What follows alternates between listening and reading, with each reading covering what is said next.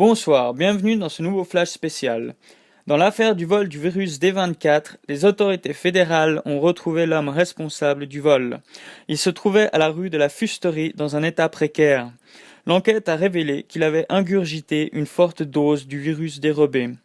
Cependant, l'enquête n'a pas pu déterminer si l'homme était toujours en possession du conteneur. La semaine dernière, une vidéo a été publiée sur le net dans laquelle un groupe revendique le fameux vol. Nous l'avons trouvé pour vous. Écoutez. Nous représentons un groupe qui souhaite briser l'ordre établi. Et c'est dans ce but que nous avons pris le virus. Ce virus anéantira les masses et laissera place à un certain nombre d'élus. Ceux-ci participeront à un nouvel ordre mondial, un nouveau système, une nouvelle organisation fondée sur l'entraide, le respect, la solidarité, dont nous serons à la tête. L'homme est un virus, pour lui et pour le monde. Il naît, s'installe, se multiplie, exploite la nature jusqu'à la vider de son essence, puis, pour poursuivre sa quête sans le moindre but, il migre et recommence. Sa composition biologique est encore si primitive que la violence et l'agressivité qui en résultent sont inhérentes à ses actions et à ses choix.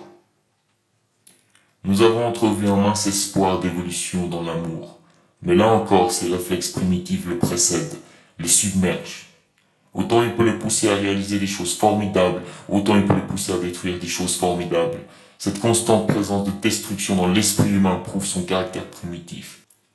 Mais aujourd'hui, tel un enfant jouant avec une arme, l'être humain, à l'aide des outils qu'il possède, menace la planète.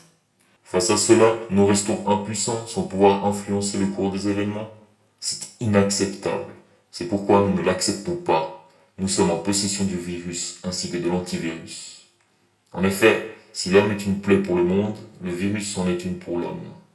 Notre tâche n'est pas destinée à un seul homme, elle est pour le bien de tout un monde. Rejoignez notre cause et vous serez parmi les survivants, choisis pour recréer une société saine. Nous ne pouvons que constater l'ampleur de la menace. Alors que le virus sévit déjà en Suisse romande, l'hôpital universitaire de Genève planche déjà sur le développement d'antivirus pour la population. Pourtant, cela risque de prendre encore quelques jours. Les médecins préconisent de sortir un minimum, le virus D24 étant extrêmement contagieux. Plusieurs centres de quarantaine ont ouvert leurs portes dans lesquels vous devez vous annoncer en cas de découverte de symptômes. Nous vous les rappelons. Saignement abondant, fuite de fluide corporel, importante sueur, toux grasse et de violents tremblements. Un envoyé spécial se trouve sur place, à Nyon, dans un centre. Écoutons son reportage.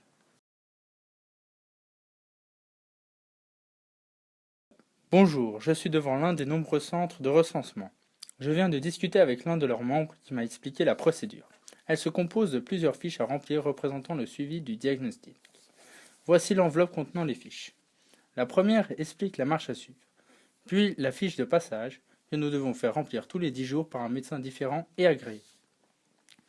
Une autre de poids qu'il faut remplir chaque jour. Ensuite, un spécimen comparant la perte de poids d'une personne contaminée et saine. Enfin, 2 QR codes qui indiquent la référence du patient. L'enveloppe et ce qu'elle contienne ne doivent en aucun cas être perdus pour pouvoir bénéficier des soins. De plus, toute personne déjà vaccinée est invitée à venir participer au recensement pour soutenir l'aide. Je me rends à présent à l'intérieur du centre pour me soumettre au test.